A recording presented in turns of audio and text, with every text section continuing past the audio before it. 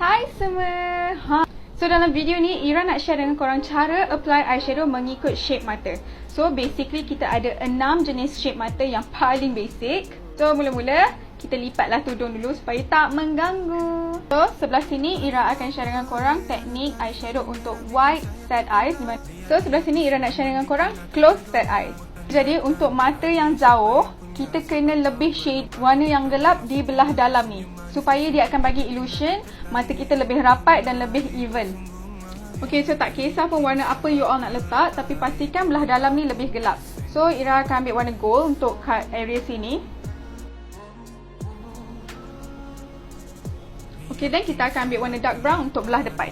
So korang kena lebihkan shadow dekat area sini, dia akan bagi illusion mata korang lebih rapat. Jangan lupa blend. Okay, so hasilnya macam ni. So sebelah lagi ni kita akan teknik untuk close set eyes. Close set eyes tu bermaksud mata tu rapat. Jadi kita nak nampak dia lebih even, kita akan letak warna yang cerah di bahagian biasa tengah, akan letak warna yang lebih gelap di bahagian hujung.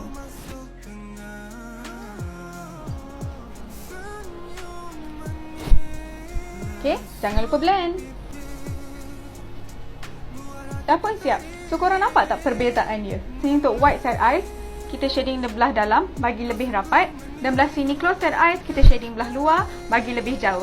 Okay, so kita jumpa lagi pada part 2 untuk next eye shade. Jangan lupa follow, like, komen dan copy link tau. Bye!